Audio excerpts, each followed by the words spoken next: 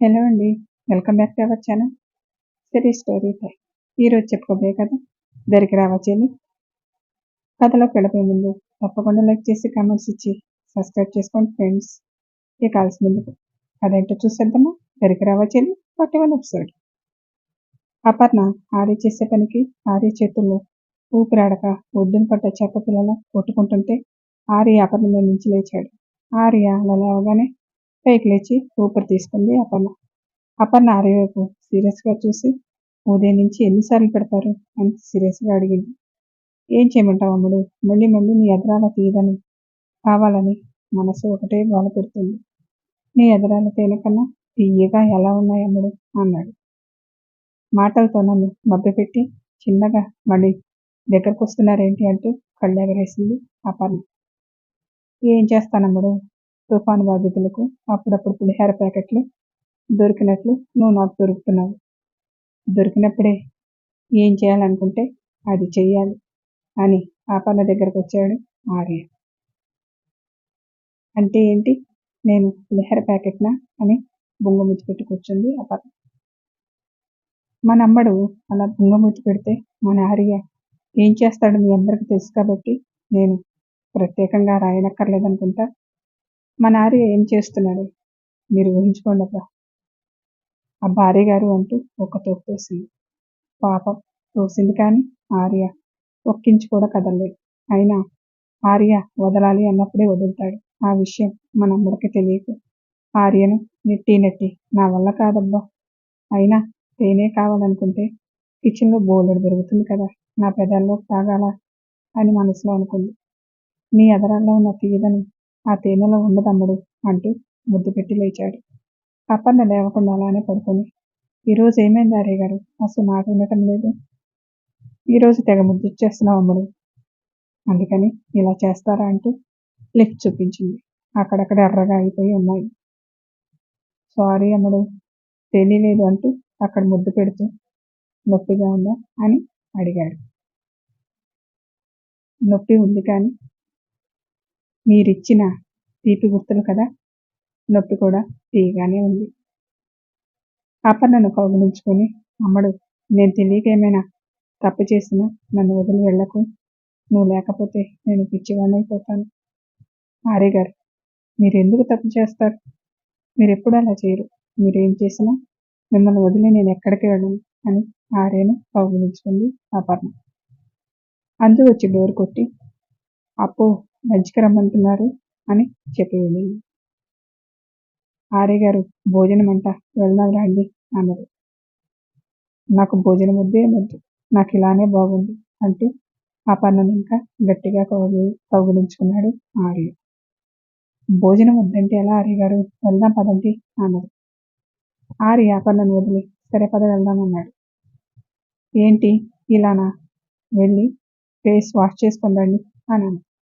ఇద్దరు face wash చేసుకొని కిందకొచ్చారు.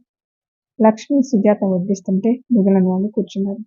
ఆర్యకి ఎదురుగా నీళ్ళు, అంజు అపర్ణ ఎదురు కూర్చున్నారు. చికెన్ బిర్యానీ అందరి ప్లేట్లో పెట్టింది లక్ష్మి. అపర్ణ ఒక ముద్ద నోట్లో పెట్టుకోగానే పెదాలకు తగిలి ఇంకనిపించి అబ్బా అన్నది. అంజు అపర్ణ పెదాల వైపు చూసి అప్పు ఏమైంది, నీ పెదాలు ఎర్రగా ఉన్నాయి అని అడిగింది. అంజు అలా అనగానే నీళ్ళు తక్కువ తల తిప్పి అపర్ణ పెదాల వైపు చూడగానే బయట చేసినట్లు కనిపించి నీళ్ళ మనసులో స్టవ్ మీద బియ్యం ఉడికినట్లు నీళ్ళ మనసు కూడా కోపంతో అలా ఉడికిపోతూ ఉంది. ఏం లేదులే, ఏదో తింటూ పెదాలు కొరుక్కున్నానులే అని నెమ్మదిగా తింటుంటే అమ్మడు తినటం ఇబ్బందిగా ఉందా అని అడిగాడు. అలా ఏం లేదులే ఆర్య గారు, మీరు తినండి అన్నది. అపర్ణ ఆర్య ప్రేమను చూసి భరించలేక, ఇందాక నీళ్ళ మనసు ఉడికిపోయింది కదా, ఇప్పుడేమో మాడిపోయింది, మొహంలో నెత్తురు చుక్కలేదు. భోజనం అయిపోయి కొంతసేపు పడుకొని లేచిన తర్వాత శ్రీధర్ రెడీ హాల్లో కూర్చున్నాడు. నీళ్ళు పడుకొని ఆలోచిస్తూ ఉంటే, ఏమండి రెడీ అవ్వండి, పాతింటి దగ్గరికి వెళ్దాం అన్నది అంజు. నేను వెళ్దామని చెప్పలేదు కదా, అడిగిన వాళ్ళు వెళ్తారులే అన్నాడు. అదేంటండి అలా అంటారు, అందరం వెళ్దాం అనుకున్నాం కదా. నేను అనుకోలేదు, నువ్వు అనుకున్నావేమో అని కోపంగా అన్నాడు నీళ్ళు. అయితే మీరు రావటం లేదా? తెలుగులోనే కదా రావటం లేదని చెప్తున్నాను అని కొంచెం సీరియస్గా అన్నాడు. అయితే నేను వెళ్ళి వస్తాను అని అన్నది అంజు. నీ ఇష్టం అని కిందకి వచ్చాడు నీల్. శ్రీధర్ చూసి ఏంటి నీల్, రెడీ అయ్యిగా వెళ్దాం అని అన్నాడు. నేను రావటం లేదులే, మీరు వెళ్ళిరండి అని అన్నాడు నీల్. అందరం వెళ్తున్నాం కదా నీల్, నువ్వు ఇంట్లో ఉండి ఏం చేస్తావు, రా వెళ్దామని సుజాత అన్నది. నేను అదే చెప్పాను అత్తయ్య, రాను అంటూ కిందకు వచ్చారు అని అప్పుడే వచ్చి అంజు అన్నది. నువ్వు కూడా రెడీ అయ్యి రా నీల్, వెళ్దామని నీళ్ళు మాట్లాడలేకుండా పైకి పంపారు శ్రీధర్. అపర్ణ ఆర్య రెడీ కిందకి దిగుతుంటే శ్రీధర్ అలాగే కన్నాడపకుండా చూస్తూ ఉన్నాడు. Aparna light green colour sari కడితే దానికి మ్యాచింగ్ షర్ట్ ఆర్య వేసుకున్నాడు. ఇద్దరు మెరిసిపోతూ కనిపించారు. సుజాత కూడా అలానే చూస్తూ ఉంది. అంజు చూసి, అప్పు మీ ఇద్దరికి ఈరోజు మా దిష్టి తగిలేలా ఉంది, అంత అందంగా ఉన్నారు. అసలు మీ ఇద్దరిలో ఎవరు కలర్ ఎక్కువ చెప్పడం కూడా చాలా కష్టం అని అన్నది. ఇందులో కష్టమే ముందంజు, ఆర్యది వైట్ కలరు, అపర్ణది పింక్ కలర్లో ఉంటుంది అన్నది సుజాత. లక్ష్మి ఇచ్చిన టీ తాగి బయలుదేరారు. ఆర్య కారు దగ్గరికి వచ్చి ఎక్కి కూర్చొని నీళ్ళు శ్రీధర్ నిలబడి ఉంటే మామయ్య ఎక్కండి అన్నాడు. నేను వెనక కూర్చుంటానే అన్నాడు. అంజు అపర్ణ వచ్చి శ్రీధర్ని ముందు కూర్చోబెట్టి నీళ్ళని అంజుని వెనక్కి వెళ్ళమని మధ్యలో వీళ్ళు ముగ్గురు కూర్చున్నారు. శ్రీధర్ చెప్పిన అడ్రస్ దగ్గరికి వచ్చారు, కానీ కారు లోపలికి రావడం కష్టమవుతుందని దిగి నడుచుకుంటూ వెళ్ళారు. శ్రీధర్కి తెలిసిన వాళ్ళందరూ అపర్ణను చూసి షాక్ అయ్యారు. అపర్ణ పక్కన ఆర్యను చూసి ఎవరు ఈ అబ్బాయి అని అనుకోని అప్పుడు వెళ్ళిపోయింది ఈ అబ్బాయితోనేనా అని చూస్తూ అపర్ణకు సరైన జోడి అని అనుకున్నారు. మొదట వాళ్ళు ఉన్న ఇంటి దగ్గరికి వెళ్ళారు. పక్కింటి వాళ్ళు చూసి శ్రీధర్ నువ్వా, ఎన్ని రోజులైంది చూసి, ఎలా ఉన్నారు, లోపలికి రండి అని లోపలికి తీసుకువెళ్ళారు. అపర్ణ కనిపించినప్పుడు వాళ్ళు కూడా శ్రీధర్కి పిల్లల్ని పెంచడం రాదని అన్నవాళ్ళు అందరూ లోపలికి వెళ్ళి కూర్చున్నారు. వదిన బాగున్నారా అంటూ ఆ ఇంటామ వచ్చి నీళ్లు తెచ్చి అందరికి ఇస్తూ ఆర్కి అపర్ణ పక్కన చూసి వదిన అపర్ణ వాళ్ళ ఆయన అని అడిగింది. అవును, మా పెద్దలుడు అతను చిన్నలుడని నీళ్ళని చూపించింది. అంజుకి ఎప్పుడు పెళ్ళైంది వదిన, చెప్పను కూడా చెప్పలేదు అని అన్నది. మేము ఇక్కడి నుంచి ఎందుకు వెళ్ళామో మీకు కూడా తెలుసు కదా అని అన్నది లక్ష్మి. శ్రీధర్ దగ్గరకు ఆ ఇంటాయన వచ్చి శ్రీధర్, అప్పుడు తెలియక అందరితో పాటు నేను ఏదేదో మాట్లాడాను, మమ్మల్ని క్షమించండి, అపర్ణ కనిపించలేదని మీరు బాధపడుతుంటే ఓదార్చాల్సింది పోయి మిమ్మల్ని బాధ పెట్టే మాట్లాడినాను, క్షమించు అని అన్నాడు. అప్పటికే చుట్టుపక్కల నుంచి శ్రీధర్ వచ్చాడని తెలుసుకొని లేచిపోయిన పెద్ద కూతురు ఏమైందో, ఆ శ్రీధర్ ఎలా ఉన్నాడో చూడాలనే కుతూహలంతో చుట్టుపక్కల వాళ్ళందరూ వచ్చి నవ్వుతూ ఉన్న శ్రీధర్ని చూసి ఆశ్చర్యపోయారు.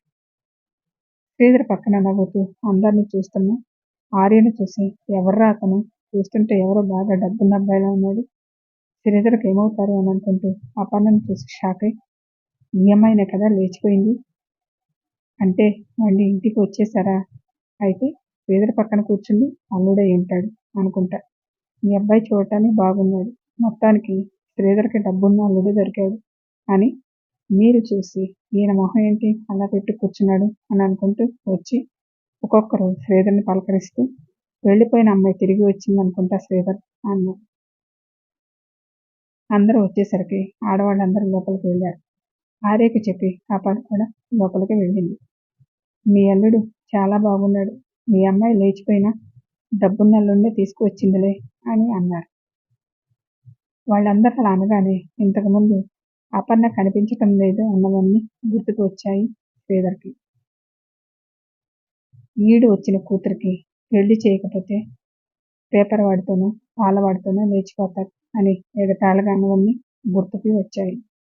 ఇప్పుడేమో డబ్బున్న అల్లుడు దొరికాడని ఈర్ష్యతో మాట్లాడుతున్నారు, ఏం మనుషులు అని అనుకున్నాడు. ఆర్యను ఎక్కడ ఉంటాడు, ఏం చేస్తాడని ప్రశ్న మీద ప్రశ్నలు కురిపిస్తూ ఉన్నారు. ఆర్య అందరికీ ఒక్కొక్క సమాధానం ఇస్తూ ఉన్నాడు. అందరూ చుట్టూ ఉండటంతో ఆర్యకి గాలాడక మొహమంతా చెమట పట్టేసింది. ఆర్యకు చాలా కంపెనీలకు ఓనర్ అని తెలుసుకొని ఆర్యను వాళ్ళ పిల్లలకు తెలిసిన బంధువులకు ఉద్యోగం ఏమైనా ఇవ్వగలరా అంటూ ఎగబడి అడుగుతున్నారు. కొంతమంది అయితే శ్రీధర్ని కాకాపడుతూ ఉన్నారు. అలా అడగటంలో కూడా ఒకరినొకరు మాటలతో బ్లేమ్ చేసుకుంటూ ఉన్నారు. అప్పుడు శ్రీధర్ కూతురు కనిపించలేదని బాధపడుతుంటే మాటలతో దిప్పు పొడిచాక ఇప్పుడు ఏ మొహం పెట్టుకొని ఉద్యోగం అడుగుతున్నామని ఒకరు అంటే ఇంకొకరు నువ్వేమైనా తక్కువ తిన్నావా, ఇప్పుడు కనిపించకుండా పోయిందంటే రేపు కడుపుతో వస్తుందేమో అని అనలేదా అని ఇంకొకరు ఇలా అనుకుంటూ ఉంటే ఆర్యకు ఇరిటేట్గా అనిపించి పైకి లేచి అందరూ కొంచెంసేపు సైలెంట్గా ఉంటారా అని అన్నాడు. ఆర్య అలా అనేసరికి అందరూ సైలెంట్ అయ్యారు. ఇక్కడకు నేను వచ్చింది నేనేదో పెద్ద కోటీశ్వరుడని శ్రీధర్ గారికి అల్లుడని చెప్పుకోవడానికి రాలేదు. శ్రీధర్ గారి అమ్మాయి అపర్ణ ఎలాంటి తప్పు చేయలేదని చెప్పడానికి వచ్చాను. అపర్ణ కనిపించలేదని బాధపడుతుంటే ఓదార్చడం మానేసి వాళ్ళ బాధని ఇంకా అధికం చేసేలా మాట్లాడే మనుషులు యొక్క నైజం ఇందులో ఎవరు తప్పు లేదు. కానీ ఒక్క క్షణం ఆలోచించి వాళ్ళ బాధను అర్థం చేసుకుంటే అలా మాట్లాడలేరు. ఇందులో అపర్ణ తప్పు ఏమీ లేదు, తప్పంతా నాదే అన్నాడు. లోపల ఉన్న అపర్ణ బయటకు వచ్చి ఆర్య గారు అని పిలిచింది.